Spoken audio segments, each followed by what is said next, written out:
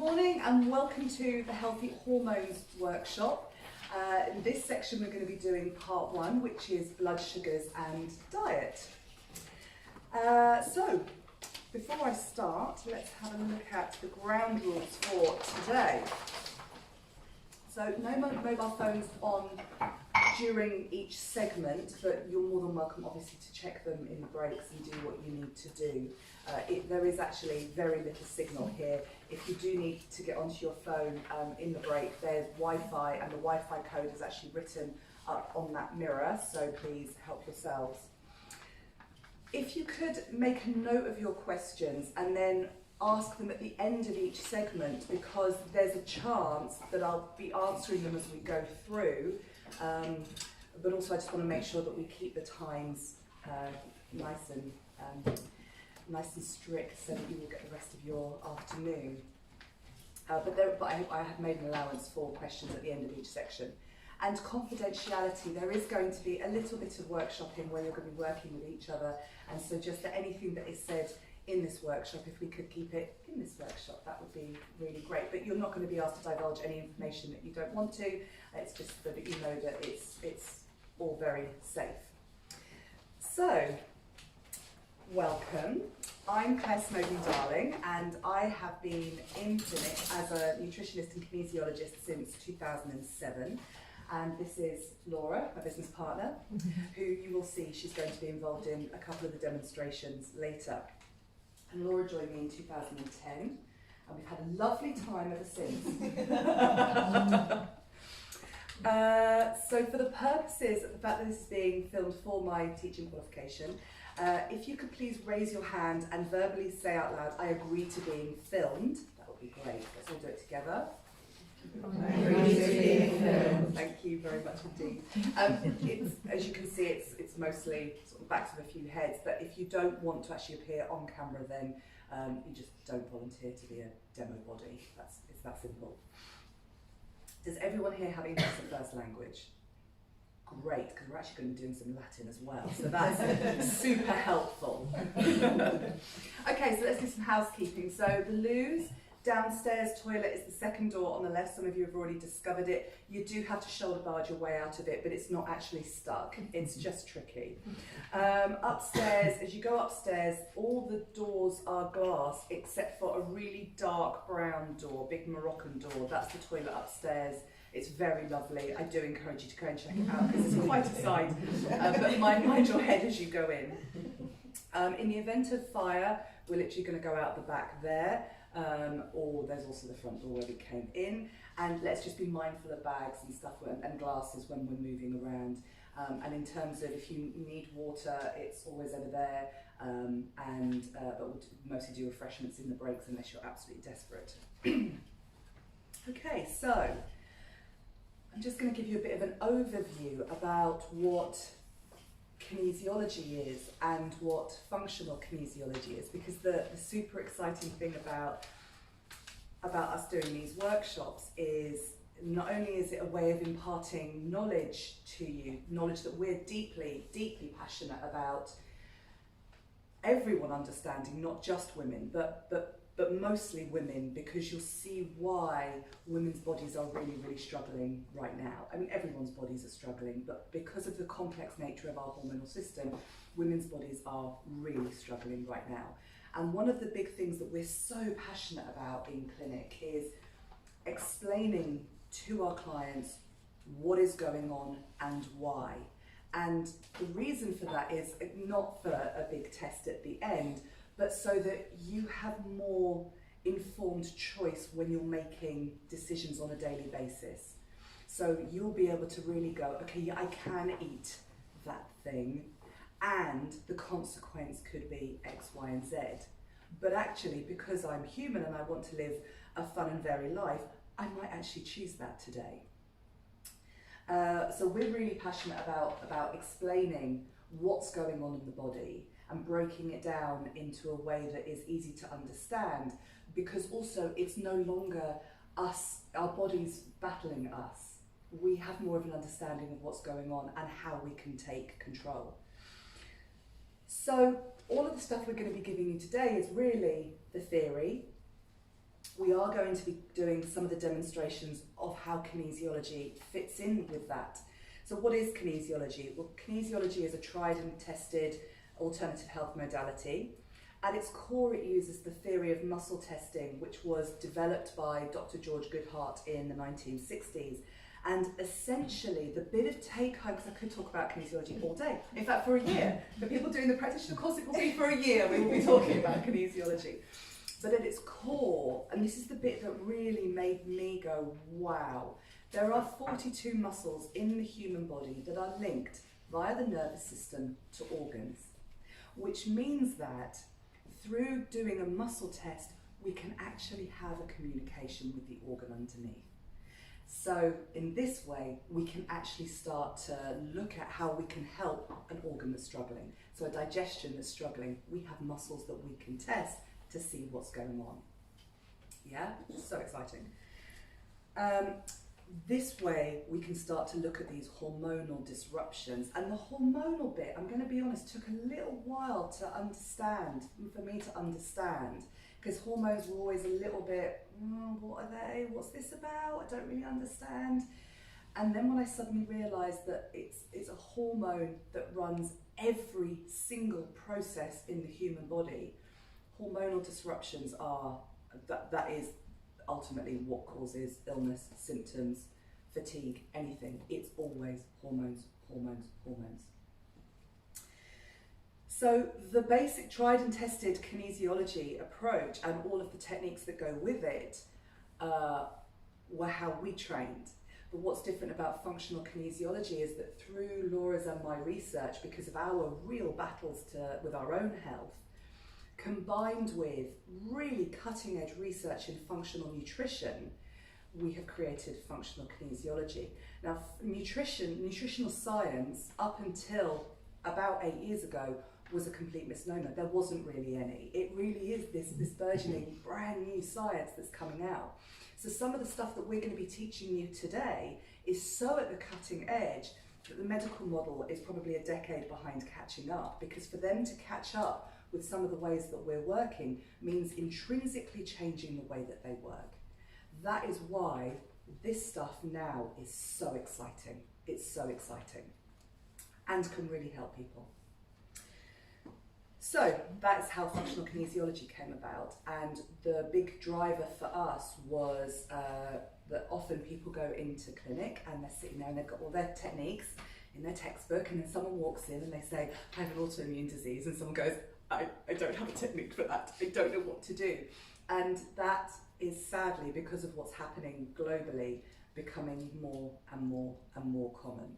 And if it's not an autoimmune disease, it's IBS, it's migraines, it's hormonal dysregulation. And unless we, in the olden days of kinesiology, the oldie days of 2010, unless we had an actual technique for it, we were a bit scuppered. So that is what we have done, is now create protocols and procedures, and they're all based on what we're going to be talking about today. So, in functional kinesiology, we look at how conditions manifest in the body. And we have what we call the realms. So the realms are, we call them the B's. And basically a condition, a symptom, a disorder will manifest in one or more of these realms. So it's either is caused by an imbalance biochemically, or it's caused by an imbalance electrically. That sounds a little bit esoteric, and it can be quite esoteric because we're all energetic beings. However, from the more scientific perspective, our muscles work by electricity. Our whole body, our brains work by electricity. So when the electrical signals in our body are not working, then symptoms will appear. Symptoms and conditions can manifest because of emotions. And again, that sounds a little bit really, but actually, if you think about getting really bad news and that feeling that you get in the pit of your stomach, there is a huge biochemical and hormonal response happening because of an emotional stimulus. If we are experiencing that on an everyday basis, then we are not going to be functioning optimally and we will end up with illness. And then we have S, which is for structure. So actually a lot of our conditions can come from an imbalance in our structure, which is really, really interesting. So this was the thing that really got me about kinesiology, because I came into kinesiology as an energy therapist from crystals, colour, Reiki. So I was very bought into the electrical stuff. But when I suddenly realised, oh, they're just in the electrical realm, you know, same with, you know, acupuncture, or nutrition is just in the biochemical realm. And for sure, good biochemistry, if we're buoyed up on enough magnesium, we will feel good. But just dealing with the biochemistry, in a lot of cases, just won't fix the issue.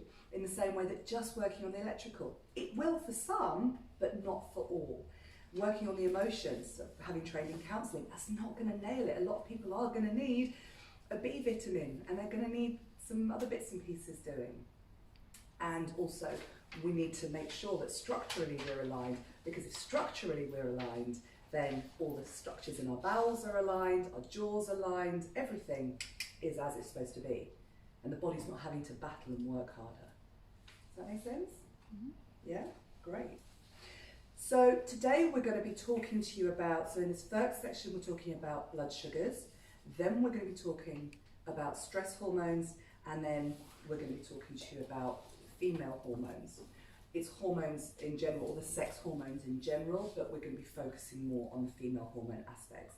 And we will be covering the B's for each one. So, let's start with, so the big question is, why are we talking about those three areas? Because there's lots of systems in the body. There's the urinary system, there's the respiratory system. Why are we particularly interested in blood sugars, stress, and female hormones? Well, that's a really good question, and this was something that kind of,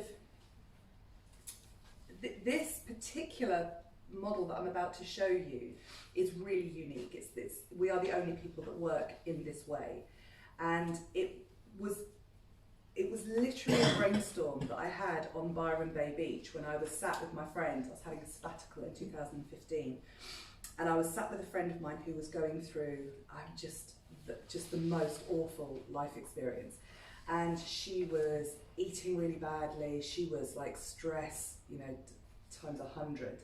Just become a single mum of 2 children, living in a foreign country. Was just like out of it with stress, and was experiencing really, really, really heavy periods, and was talking about having the Mirena coil fitted, I believe, and I was just going, no, don't do that. And I was trying to explain to her why, if she cleaned up her diet, her periods would be better. Like, that's the one thing you can do to take control of this. And she was like, I don't understand why. And I literally drew on my journal a little triangle and started to explain it. And when I came back and just mentioned it to Laura, then this is how it always works. I come up with a really good idea, and then Laura goes away and does the research and goes, this works. Really handy partnership. And the more we've dropped into this, the more we realise that it's actually a huge missing link, not only in alternative health, but in sort of modern mainstream medicine as well. And actually a lot of the conditions that we're seeing coming into clinic are just victims of when this particular model is out of whack, which is really exciting. So this is the triangle of hormonal health. So, you know, the basic premise is, if we have a 3-legged stool, we need each of those legs to be in balance for the stool to stay upright. And as soon as we've got one out of kilter, it's going to put more stress on the other 2. And then if another one's out of whack, there's a really good chance your stool is going to be falling over. So the way that we focus in functional kinesiology is we are looking to get all of these legs of the stool back in balance.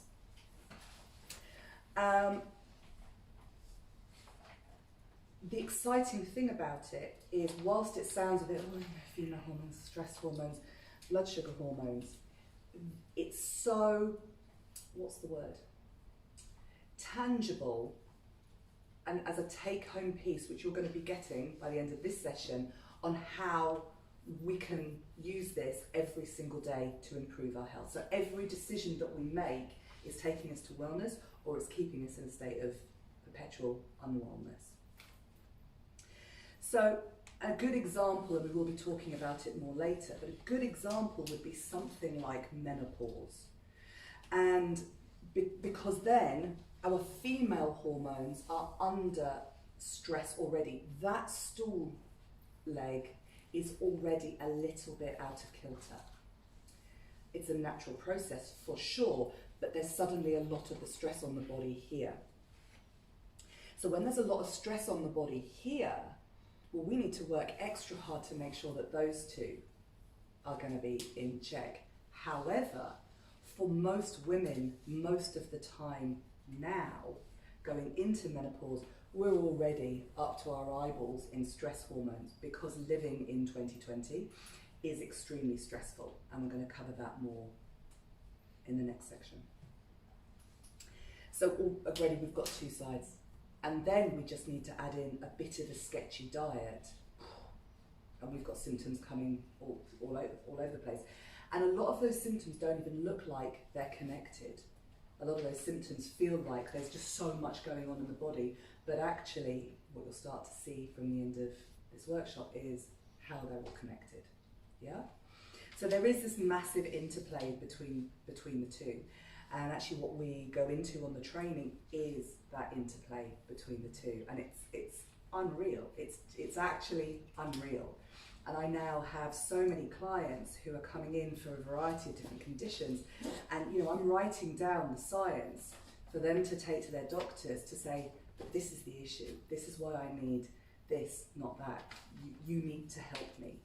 So it's quite exciting because so we follow on social media, really worth following, amazing guy called Chris Kresser over in America, and he talks about this first line coaching, how first line health coaches are going to be the future of health, because it's this science that is going to start driving how the pharmaceutical companies have to respond, because we now have this science.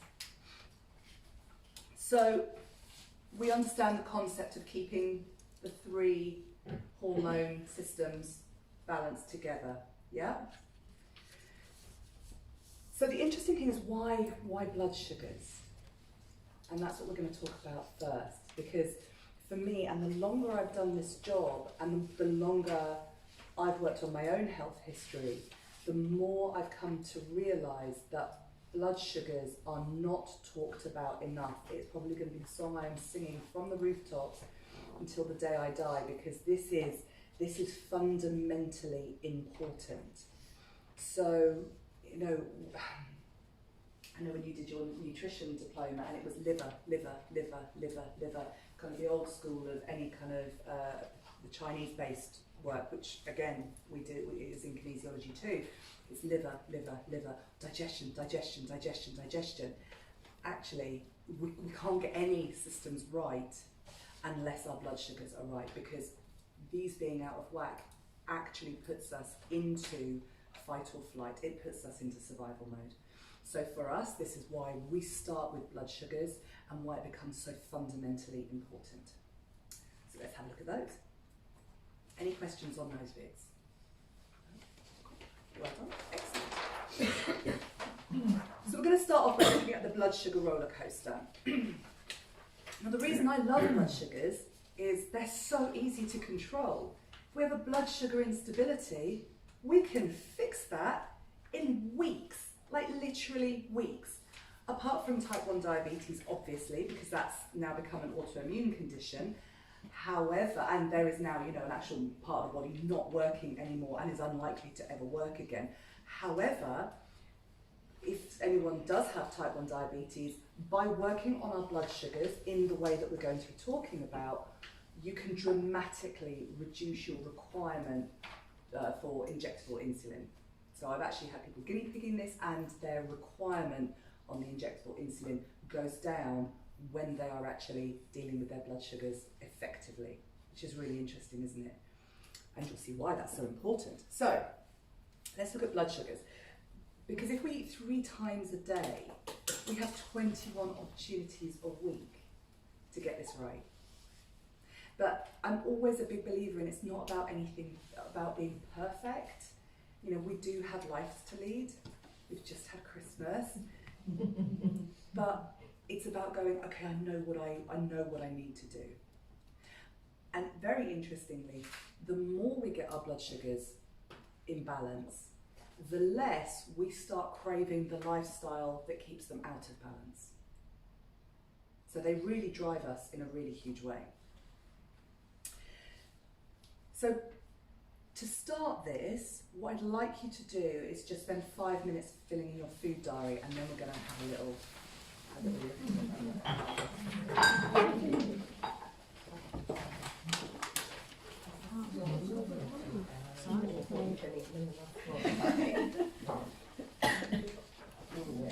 Work.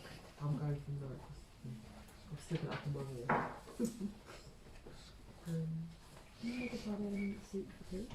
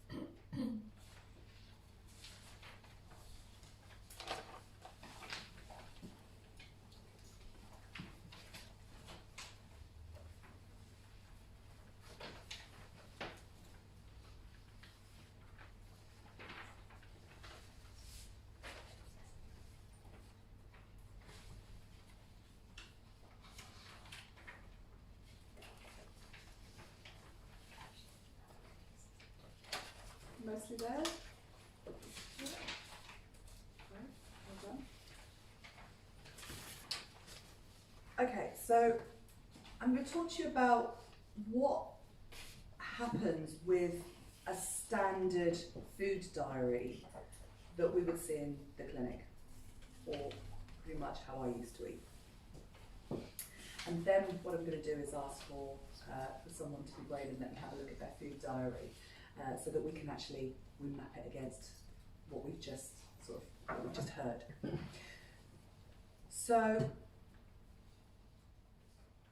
what I would really encourage you to do is not go, oh no, I'm making all these awful mistakes. When we go through it, it's all just learning. It's all just learning. And we are going to be showing you the tools to tweak it. And most people's diets just require a tweak. So it's not doom and gloom, it's okay. So let's talk about the blood sugar roller coaster. So what happens is, most of the time, we've gone to bed, people maybe eat their dinner around about maybe 7, 8 o'clock at night, maybe earlier, and then they're waking up whenever, 7, 8 in the morning, blood sugars are down here. Now we wake up for a few different reasons. So for some people it will be a small child waking us up, which is a bit of a jolt, or for others it will be an alarm clock, which is also a jolt, or we wake up naturally. Now we wake up naturally for 2 reasons. Either our sleep hormone has kind of run out and it's now time to wake up, or we wake up because our blood sugars have dropped to a certain level and our body's going, we need to eat and we need to eat now. That tends to be the, I'm awake. Yeah, it's not the, oh, I'm just kind of pulling myself out of a dream and, oh yeah, now I'm awake. That's a natural waking up. It's when we go, I'm awake, as if we've been jolted awake by an alarm clock or a small child. So what happens here is the body produces cortisol, which is a stress hormone, and we're going to be talking about again in a moment. But cortisol is a stress hormone that floods our muscles with sugar to get us up to go and find food. Or if we're behind a group of saber-toothed tigers, the sugar's being flooded into our muscles to get us out of danger. That is cortisol's primary job, to get us out of danger. So we suddenly have this cortisol, yeah? For most people, unless you are the, my melatonin's run out, lovely. But for most people, it's here. And then what happens is the cortisol itself, and or we go and grab some food, and the food is usually either something like a coffee, it could be a piece of toast, it could be overnight oats, it could be granola, it could be any of those sort of breakfasty things, but they tend to be very carbohydrate based, and we're going to be coming on to that. They tend to be very carbohydrate based, which means that our blood sugars suddenly rise, and they rise super fast. Yeah? So now what happens? Blood sugars rise. So once they've risen to a certain point, the body goes, oh, I'm now flooded, all in my bloodstream, I've got loads and loads of sugar flowing around. So even if that's fruit, it's still sugar. Carbohydrate is just sugar. So now I've got all this sugar in the blood, I need to get that down. So the body says, okay, I'm going to produce insulin. Now, this is where it gets a bit tricky, because the body doesn't produce enough insulin to get us back to what would be a lovely normal baseline. It's going to produce enough insulin that's directly proportional to how low the blood sugars were in the first place. Yeah, because that's kind of become our new normal. So now, bam, we're back down here again. This is like maybe about 10:30, 11 o'clock in the morning when we go, a bit peckish. I'm at work, I'm a bit bored, I'm going to grab a biscuit. And so we grab the biscuit. Our blood sugars have got low. Bam, now we're up here, insulin. Then our blood sugars are going to drop again. So now it's time for lunch. So that might be, I've got a sandwich and a bag of crisps, maybe a chocolate bar or a bit of fruit. I'm being healthy, so I've got a bit of fruit. So again, that is predominantly carbohydrate. Bam, blood sugar's up here. Now I might have, that's all going to drop, and I've now got the 4 o'clock, that's classic. Oh, it's 3 o'clock in the afternoon when I get the slumping. It's classic. So cortisol down here. So now I'm hungry again because I'm slumpy. Boom, have another biscuit and a coffee. Our insulin's being produced. So now when I drop off, Now I might go home and have my proper dinner, my meat and my veg dinner. So finally our blood sugars have got back to here.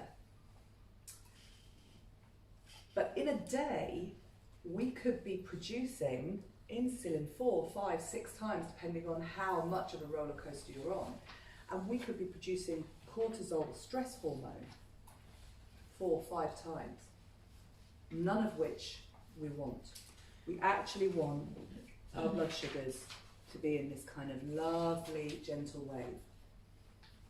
So classic signs of things like blood sugar, or this kind of instability, this roller coaster, is when you get hangry. So it's like, I need to eat and I need to eat now. Because actually when we have balanced blood sugars, we can go for substantial amounts of time without that, I'm going to eat the table. Yeah? They're the kind of signs. And also that those slumping, I'm just so hungry, I'm just kind of getting a little bit partiality. So if I could borrow someone's food diary, that would be great. If anyone kind of resonated with what I was just saying, then it would be really great to use that. Anyone mind me? Thank you. Okay, so we have here, so we're waking up down here, and then breakfast is nothing. Now, what is interesting is when we have stable blood sugars, there's so much information in the world now about intermittent fasting, isn't there? And how great it is. And it is. It's absolutely something that we advocate and we promote when we've done the work to get our blood sugars stable. Because until we've done that, it's just a stress roller coaster. Yeah? So we have to do the work to get stabilised blood sugars. The good news is, we say to people, that's a 2 to 3 week job. In 2 to 3 weeks, you're going to feel the difference.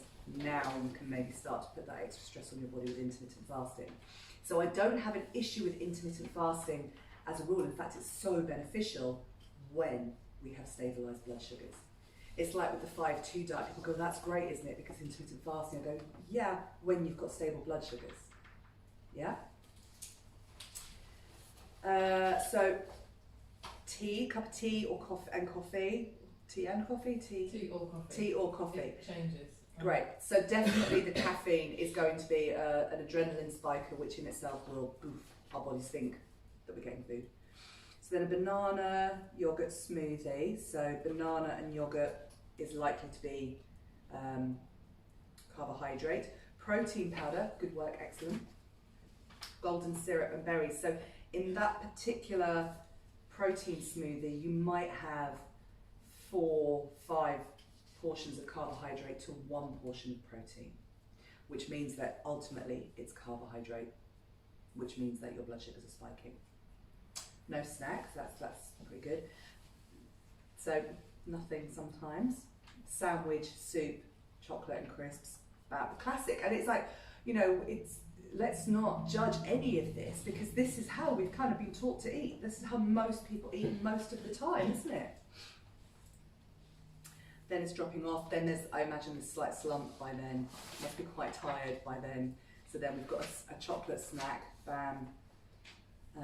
And then dinner, baked potato, beans, cheese, stir-fry veg and corn, bolognese, corn, chicken stir-fry, veg curry, soup. So that all sounds like really, really healthy food. And sometimes in there, you're probably not getting enough protein, so blood sugars are spiking. Snack, ice cream, boom. Beverages, water, tea, coffee. So you can see that's a pretty standard thing that we see in clinic. Yeah? And you can already see that, okay, it's not creating the stable blood sugar platform that we need. Thank you very much.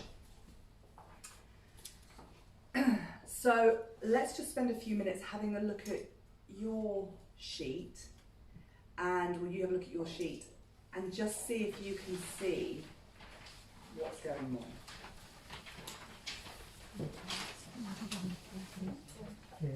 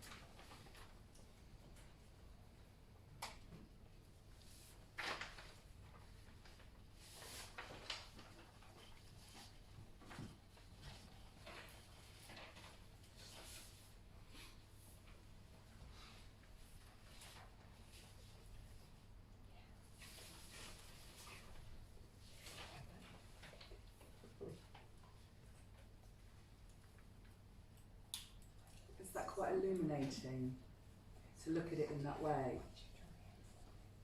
Yeah, yeah. It really surprised me when I started looking at it in this way too. It really surprised me. So, why is this important? Well, I'm just going to read you a list of the symptoms associated with blood sugar instability. And what I really like to look at is how many of these can you get prescription or over-the-counter medication for. And even, you know, chronic inflammatory bowel diseases, the medical model says, is not diet related. So, aches and pains, addictions, aggressive behaviour, allergies, anxiety is, as soon as someone's got anxiety, I think blood sugars. I think blood sugars. Being bad-tempered, is that hangover thing.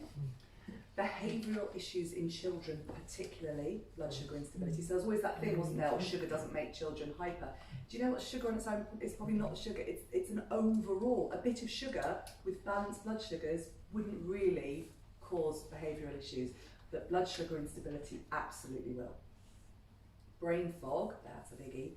Cravings, confusion, depression, drowsiness, false appetite, fatigue, being fearful, food sensitivities, forgetfulness, frequent infections, a heartbeat that is rapid, lack of confidence, lack of concentration, headaches, insomnia, migraines, nausea, nervousness, procrastination, rheumatic pain, being shaky, tearful, trembling, and weight gain. You literally just read a whole list of all symptoms. Blood sugars, blood sugars, blood sugars, blood sugars, blood sugars. It's why we go on about it till we are blue in the face, because it is at the bedrock of everything. Everything. I've literally had clients coming on OCD medication, and I'm looking at their diet sheet going, well, you may well have OCD, and I'm pretty sure a big component of that is blood sugar instability. And as soon as they've cleared up the blood sugar instability, OCD, general anxiety disorders, almost gone. That's huge. In fact, you know, often not needing medication. That's a life changer when we apply ourselves with the blood sugars. So, well, why are blood sugars so important? We're going to look at the blood sugar hormones now, because blood sugar hormones are really, really interesting. And most people know only about insulin. So insulin, of course, is that one that we were talking about, which lowers the blood sugars by actually getting the body to take the sugar and store it. Yeah, it's fat storage. That's the take-home message about insulin: fat storage. So the two biggies are insulin and glucagon, and they do opposite jobs. So when we have high blood sugar, we produce insulin, and that lowers the blood sugars and creates fat storage. Well, how many people want to stop storing fat? Yeah? So the take home is we've got to stop producing so much insulin. Yeah? When we have low blood sugar, glucagon kicks in and it tells the liver to convert stored sugar, which is called glycogen, back into sugar that's available. So there's a lot of glucagons, glycogen, glucose, you can sort of park that. Basically, glucagon's job is to get sugar back into the body. So they do opposite jobs, yeah? Then we have ghrelin, or as I like to call it, the gremlin. And ghrelin is your hunger hormone. So once we stop eating, once we eat, it stops being released. So we eat something, ghrelin stops being released, and then slowly, over about 4 hours, it's slowly produced again until we get to a point where the ghrelin's at a peak that our body goes, I'm hungry, I've got my tummy rumbling, and it's ghrelin that actually stimulates your tummy to rumble. And the difficulty is, this is where when our blood sugars are unstable, ghrelin is just, that pattern goes out of whack and we're just kind of constantly hungry, yeah? There's something really interesting as well with ghrelin and protein. I can't remember the name of it. Must get that bedded into my head. Where if we don't eat enough protein, the ghrelin doesn't stop being produced enough, and we constantly search for food. So it's that really interesting thing, if you've had a massive dinner but you're still searching for food, it's often because there's a protein deficiency going on in general, and your body's going, I just need more and more and more. And often then we snack on the quick carbs, and obviously we're doing the wrong job there. Then we have CCK, which stands for cholecystokinin. This is the satisfaction hormone. So what's very interesting is when we eat a high carbohydrate diet, and again I'm going to be going more into the what is a carbohydrate, but we could be talking about fruit here, we could be talking about rice here. When we have a high carbohydrate diet, that actually causes a resistance in the body to acknowledging CCK, which means that we're never satisfied, which means that we're always consuming food. So you can see between these two, this constant needing to snack and eat is kind of big. So because when cholecystokinin drops off, we have this tendency to eat. It's actually this that has such a connection to obesity. Not even this, it's this one that is the obesity hormone. What's also very interesting is it's the CCK that has a huge, huge impact on anxiety. And from a very basic level, as humans, we need fuel.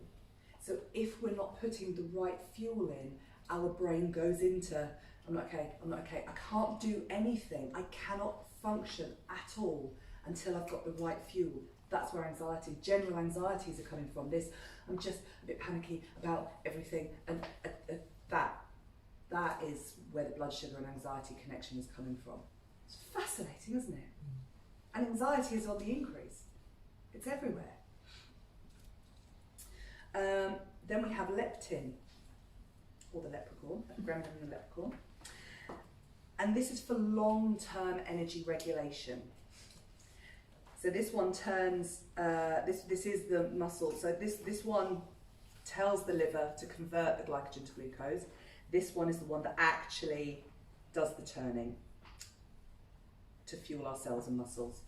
So it reduces our appetite and cravings. So we really want this one under control. It's very sensitive to starchy carbs. It gets a little bit out of balance. It doesn't know what it's doing. And interestingly, too much leptin causes inflammation and immune issues. That's why blood sugar is so good. It's why we say digestion and immune are the victims of blood sugar, stress, and female hormone instability. So I really like knowing about these because, like, those two just sort of work together, and the big one is the insulin is fat storage. But I really like knowing about these because when I'm anxious, I'm like, right, I'm anxious for no reason. I'm not really anxious. Anxiety is not really my MO. So when I'm anxious, I go, ooh, Claire, it's time to really look at, is there anything in your diet and or stress hormones that's going on that you need to deal with? If I'm just going, I'm hungry all the time, okay, I need to rein it in. I need to, whatever it is, something needs tweaking. Because nobody's perfect, right? Because we're all human and we live life and have Christmas. And yeah, if I'm kind of craving stuff, right, okay, it's these two. And what we always say, so it's like the first 5 days of any diet, not that we're going to be talking about a diet particularly, are the worst. And that's because these three particularly are getting under control. And when we nail those, everything becomes much easier. Yeah? And so this is why we say that we'll have nailed this in 3 weeks, and that's when people can do things like intermittent fasting, because when those are on board, everything changes. So let's talk about what we can do about this. Well, we have our 3 macronutrients. So all food on the planet falls into the category of being a protein, a fat, or a carbohydrate. Now some things, in fact most things, have a bit of all of them or a bit of 2 of them. Yeah, very few things are just one. So for example, you know, vegans like to cite kale particularly as being a good protein source. it most definitely has protein in it. It is, however, predominantly a carbohydrate. So bearing in mind, we've got a global health crisis. For the simplicity of getting people to understand that they're getting the right macronutrients and the right ratios, we assign it just as a carbohydrate because it's not enough protein on its own. And the more kale you eat, even with other things that have got protein in, the more of the carbohydrates you're getting and still not enough of the pure macronutrient in its own right. So our carbohydrates are interesting. So protein, let's start with protein.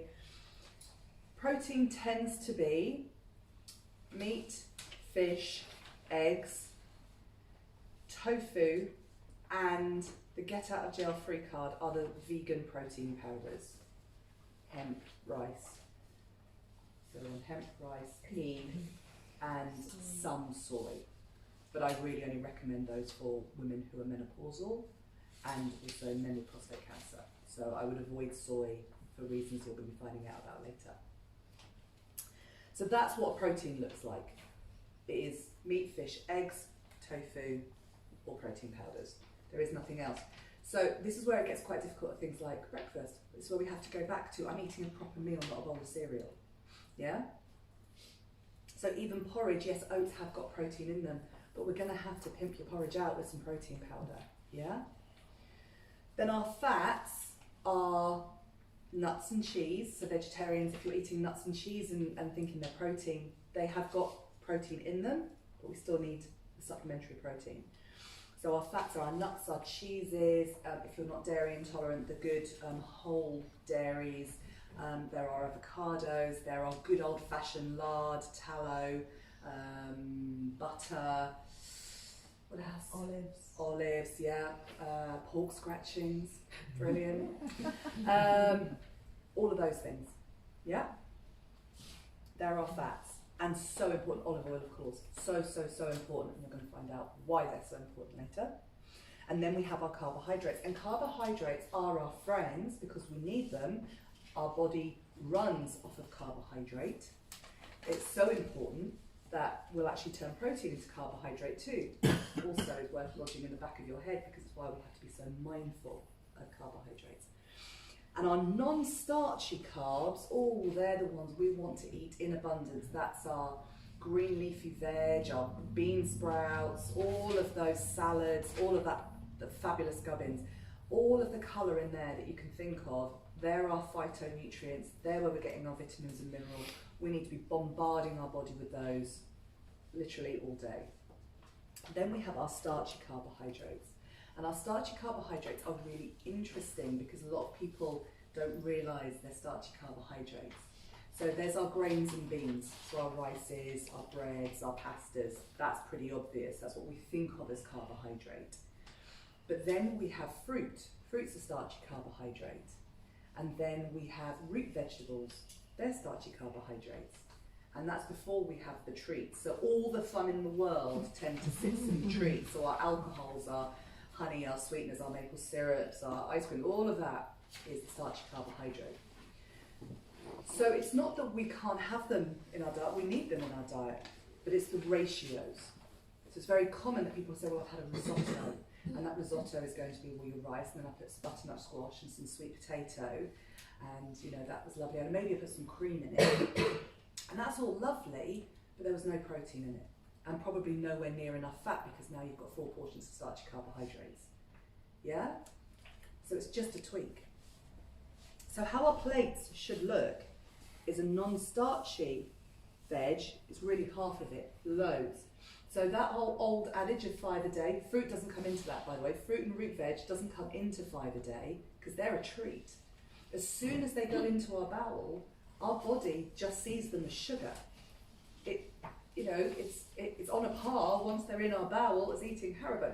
There are more vitamins and minerals in, to be completely granted. But to do with the process that our body goes through, it's the same. That's illuminating. I found it illuminating. So our non-starchy veg really is half the plate. I mean, I'm not kidding when I say we eat 15 a day. 15 a day. So it's now that 5 a day has been upped to 10 a day. but that's not fruit. Yeah? We need to be bombarding our bodies because that non-starchy veg, those greens, those phytonutrients are how we are protected against the radiation, the pesticides, especially for eating organic. This is how we are giving our body the tools to fight all of the situations that's going on that we're going to be talking about, all the stress hormones. So loads and loads of a bucket of non-starchy veg. With then a quarter of our dinner is protein source. So that's 2 or 3 eggs for breakfast. That is a whole chicken breast. That is a big chunk of tofu if you're a vegetarian or vegan. Yeah? Then we have a portion of starchy carbs. So that would be sort of, a half a cup serving of rice. So it's like a timbal of rice when you go to one of those nice restaurants. It's a small portion, not a whole portion. Yeah? And then we have our fats. Fats are difficult to show on a diagram because often it's oil. Yeah, and you're not going to have like half a plate of nuts, but this is actually now more in terms of the nutrient loading because there's a huge amount of calories and nutrients in fats. They're very dense. So, like a teaspoon or for example, in a fat content, in like a cup of peanut butter, it will be the equivalent of like 4 steaks, nutrients or calorie wise. Yeah, so they're just very calorie dense. But we need our fats represented. So we term that as you have 2 fats per meal. Yeah, so you have your olive oil. So let's say you're making an omelette, you would definitely be cooking it up with butter or coconut oil or olive oil, and you can have that with your half an avo, or you can be putting some seeds on the top, or some goat's cheese or cheese. We have 2 fats. Yeah, so that's how our plates really need to look. So I've had a handout of a diet plan that we use in clinic called PFC. It's sort of 1 between 3, just so that you can get an idea of what's in it. So if you could make sure you're 1 between 3, so that everyone can just see one. Can everyone see one? Great. And so there you can see that clearly what we've done is say, there's our row of proteins, our column of proteins, there's our column of fats, we have the non-starchy carbs, and then we have the starchy carbs. So if I could just go back to your diet sheet, so if that's all right? Yeah. So I'm just going to say for the moment that we would be not having you intermittent fasting, yeah, for 3 weeks. Then you could intermittent fast if that's how you feel is a better way for you to eat. So let's take your banana yogurt smoothie. Well, you've already got protein powder in it.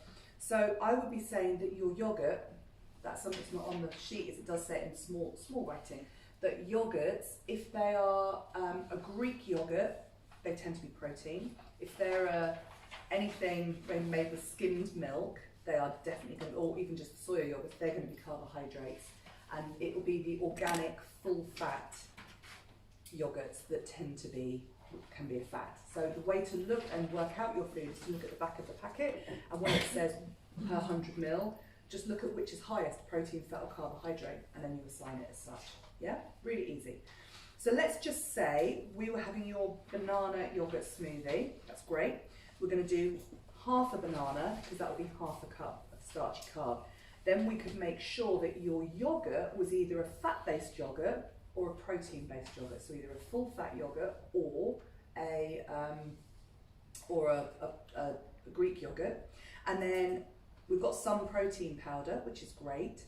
Golden syrup and berries, probably unnecessary with the banana because of the sweetness, but we could up some fat there, and either you could put in an avocado or some nut butter or even some coconut oil. Coconut cream, that's one of my favourite things to start losing into protein shakes. They taste great, yeah? So a tablespoon of coconut cream. So now we can just pimp that out. So then we move on to lunch. So actually, you probably won't need a snack after that. This is the great thing about eating in this way, is we stop needing to snack so much. So then your sandwich, we're not big fans of wheat.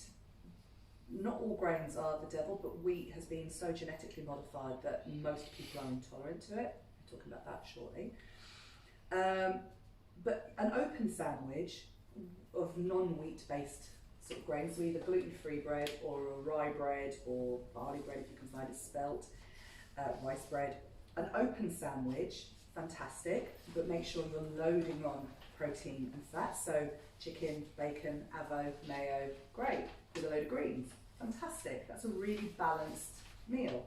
If you're having a soup, then stick some protein in it, so chicken breast, coconut cream, lemon, loads of greens. It actually becomes quite simple, and what I'm always saying to people is the mantra that starts going through our heads is, what's my protein, which fats, which carbohydrates, yeah? And then your dinner, baked potato would probably be 2 portions. So it's well, baked potato and beans, we're now getting into the, sort of maybe the 3 or 4 portions of starchy carbs. So that I would be saying, even if you could do your baked potato or half a baked potato with a load of tuna, mayo and cheese. We do prefer organic mayo because it's not hydrogenated fats. Great. Veg curry, this is where the protein powders come into their own, because now if we start scooping in protein powders, we're now pimping out that veg curry with protein.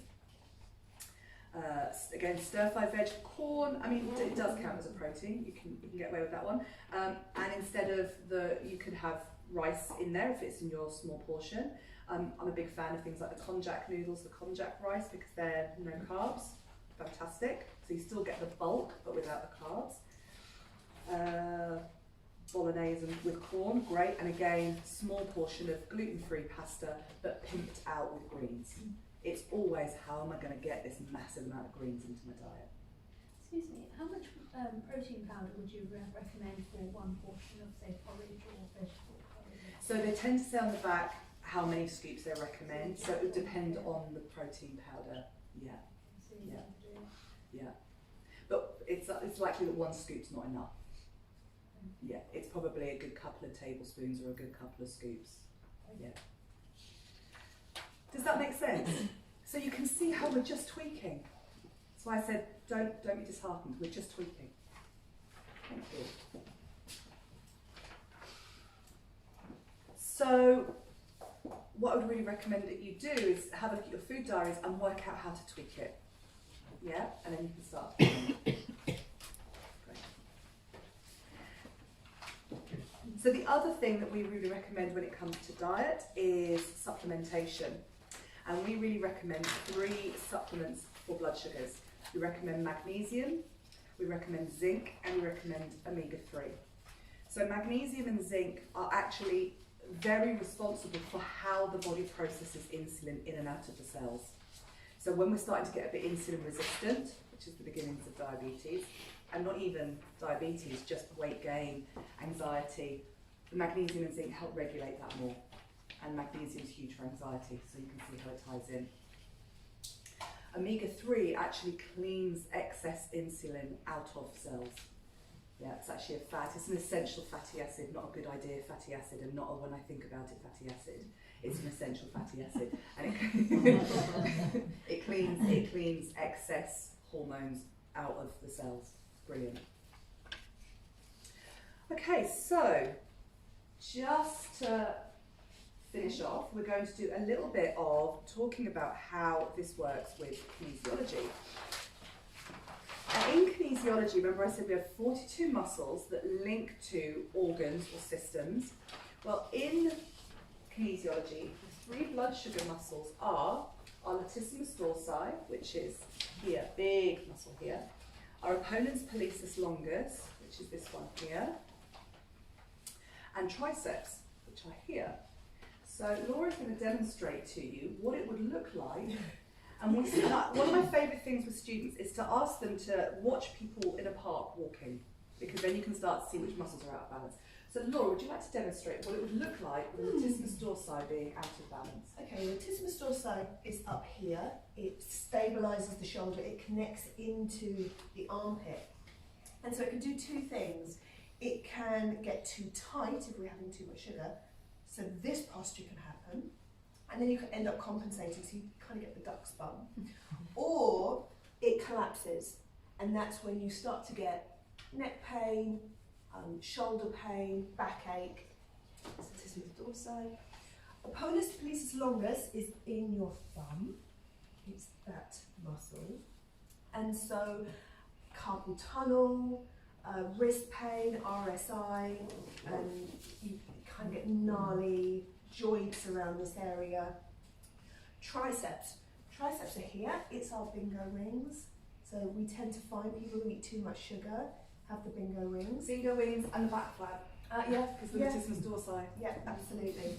And the triceps give stability to the shoulders and the neck. So when the triceps aren't working, again, you get this kind of folding forward, and then the neck tends to come forward, and then you get pain in the back of the neck or the front of the neck. Okay? Yes. And so in kinesiology, we actually test those muscles. So just demonstrate on me how we do that. So we actually test the muscles to see if there are imbalances. So anyone who's been in either of our clinics, you'll know that we are testing your muscles, and we would be testing. So the latissimus dorsi, another good example of a posture where the latissimus dorsi isn't working properly, is the arms tend to hang forward in front of the legs. Our posture should be like this. We should be having our hands next to our outer thigh. You get this kind of posture. So what we do is we turn the arm round to the side of the thigh. I hold on to the shoulder, and I'm going to bring this arm, and what I'm actually doing is testing this muscle in the back here. I'm bringing that arm forward. If you want me to test it. I just demonstrate range of motion. So that's latissimus dorsi. Opponus pollicis longus is this one. Take hold of the hand and pull the thumb apart. This is often very stressed, this muscle, so you tend to find that you get a stressed muscle response where it's like gripping. Is that like pins and needles as well? Like that kind of thing? Yeah, because that could also be coming from the tricep, which is coming from the head. Carpal tunnel, blood sugars. Blood sugars, blood sugars. And then tricep is hold onto the shoulder and I bring the arm this way. That's the triceps. Lovely. Thank you very much. So those are the three muscles that we would be looking at with kinesiology. So in the foundation course, Touch for Health Foundation, which is actually, it is a springboard for people to become practitioners, but it's actually for the layperson. I started training in foundation kinesiology because I wanted to be able to sort of test my daughter, and I wanted to just know more about my own health. So the Touch for Health course, which Laura teaches, it's the 42 muscles and some other techniques and food testing and all those things. It's so lovely. It's a gorgeous journey. There's a few of our Touch for Health students in the audience, and it's such a beautiful process. It's just gorgeous. So it can actually be done just because you're interested in health. It's great. So, any questions about anything to do with blood sugars? In terms of just the cellular ability to kind of take up those different nutrients, I think obviously, but could be a different word, water and hydration. So how important is hydration? I know it's important, but also there's different, you should drink 3 litres, there's always different, it changes. So that was kind of one question to do with hydration to assist, and is it that, where is the baseline for that, or is it again person dependent? And then the second question with regards to the supplements was the question, can you get enough of those just through what you eat? Because I know that that's something that people are, oh well, I can get that if I just do it through my food. Okay, thank you. Really good questions. The first answer with hydration is yes, absolutely. Water is essential for the hydration process, for the absorption process of minerals. It's essential for everything. So that electricity that I was talking about, we're like a closed circuit. It takes water to be the conductor. We need water to make everything work. So water is essential when it comes to absorption, because the water is absorbed in our intestines, and that's also where our vitamins and minerals are absorbed. So it kind of helps with that absorption. So in terms of the baseline, well, the science behind how much water we need is 100 millilitres per kilogram. So that, for most people, most of the time, is looking like 2 to 3 litres a day. And that's still water, not sparkling water. You can drink sparkling water, but it's a treat because it's got the carbon dioxide in it, which is actually what our bodies are working so hard to get rid of. Yeah, so it's still water. So I always say that the two things that we should have a license to be in charge of our human body, and it's blood sugar stabilisation, drinking enough water. That really is. We can kind of actually cope with so many things when we're doing those two. Yeah. So to answer that question, yeah, helpful. So was it 100 millilitres per kilo? Yeah. I'm now doubting my own. Yeah, I know it comes out about 2 litres per person, Okay. 2 to 3, depending on weight. Then levels of nutrition. So do we need to supplement? Yes, because we broke our food chain. So organic food today has less minerals and vitamins than non-organic food 50 years ago. Because of the way that we are aggressively farming it, it's not in our soils for long. When you start thinking about pesticides, I used to think pesticides were quite an esoteric thing for me, until I realised that what pesticides actually do is stop bugs and critters getting near the food. That's the purpose, including bacteria, but also bugs and critters. Well, our soils, it's pretty disgusting, but we are animals, but the vitamins and minerals from our soil comes from things like worm poo. I know, it's a great food chain, isn't it? But if the critters aren't able to get near the soil, how are they able to put the vitamins and minerals in the soil that our food then absorbs? So our food is coming out nutritionally depleted. So especially when you start looking at things like carrots that are propagated in polytunnels and then put in the soil for a few days, they are literally devoid of vitamins and minerals, devoid of them. So we don't, I mean, you'd be talking about, to get a therapeutic amount of, say, beta-carotene or vitamin A, you'd be talking about eating wheelbarrows full of carrots every single day.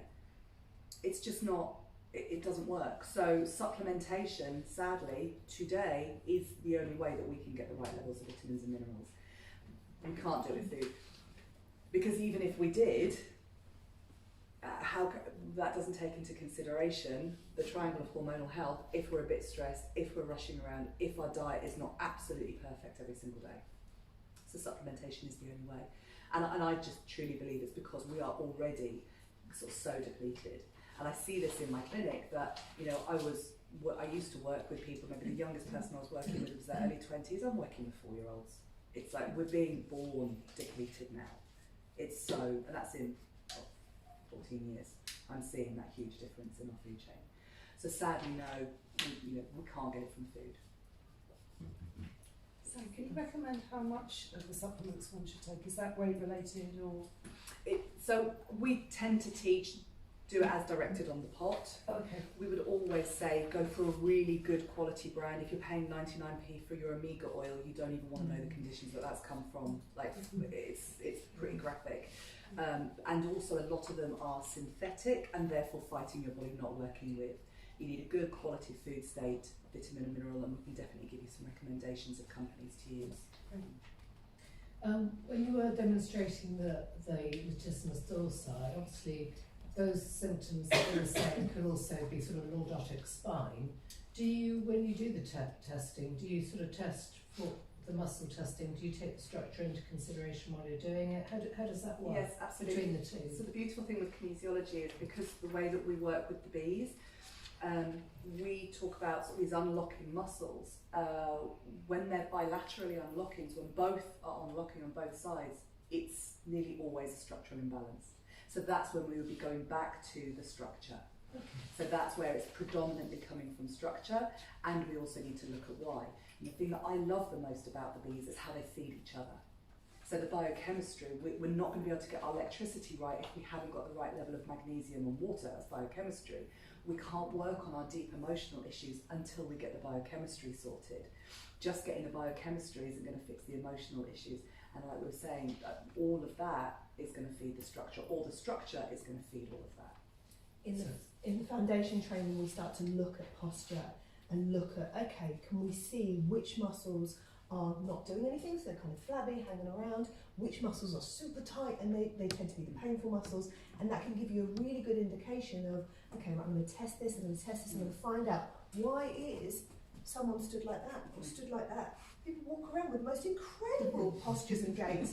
You're like, what is, but you can see it, you can see, okay, right, I'm imagine that their digestion is off, I think they're eating too much sugar, because you can see it in the body. So it's fascinating to start understanding that. Because the other thing is we don't just test the muscle, we also then correct them.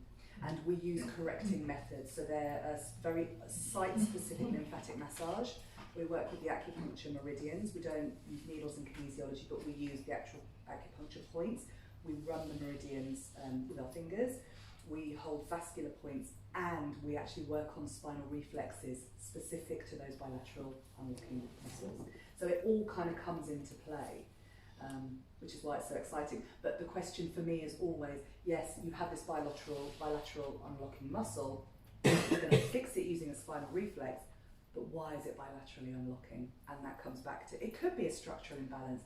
I used to have hip corrections for years, and it didn't fix the job, because it turns out when I was 40, I got told I had a degenerative hip condition that was a birth defect. So all of the fixes in the world are not going to fix the issue that was under. So surgery was required. Now I can top it all up with kinesiology and the right biochemistry. But yeah, it's not always that specific. A lot of structural issues are biochemical, electrical, emotional. Yeah. Thank you. Thank you.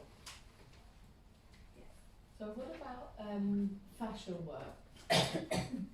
Fascial work. Connective tissue system. Yeah, absolutely, of course, really, really important and really vital. Again, I go back to when our structure's in balance, when we are hydrated, biochemically we've got enough magnesium, enough calcium. Calcium turns muscles on, magnesium turns muscles off. When all of those things are in place, why is the fascia constantly being an issue? We have to look. So what I loved about the way that George Goodhart's brain works, why he created kinesiology, he was a chiropractor. He was like, we're not fixing the problem. Why? Why? So it's this leaving no stone unturned, which for me is so exciting. Great. Thank you. We have a very quick quiz, and then we'll have a tea break. So a very quick quiz is, we have 8 questions. What do the B's stand for? The B's stand for B-E-E-S.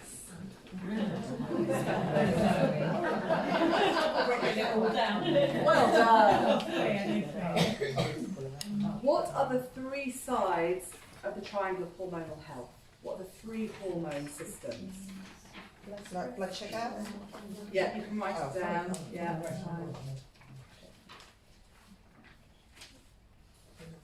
Or we can brainstorm it, which we prefer. Oh, okay. All right then. So what do the B's stand for? Okay, interactive. What do the B's stand for? Biochemistry, electrical, emotional. Well done, excellent. 3 sides of the triangle of hormonal health. Amazing, good work. Name the main blood sugar hormone responsible for fat storage.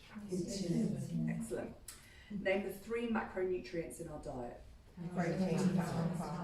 Excellent. Which carbohydrate do we look to minimise to keep blood sugar stable? Name 2 minerals that are key in blood sugar stabilisation. Well done, magnesium and zinc. Name 3 blood sugar instability symptoms. That big list I read you. Depression. And anxiety, yeah, great. Well done, depression, excellent. Name 1 blood sugar muscle. Excellent work, well done. Just have a round of applause, that's very good, well done. Great, okay, well, we're going to take a break now and grab yourself a cup of tea and Thank you. Thank you.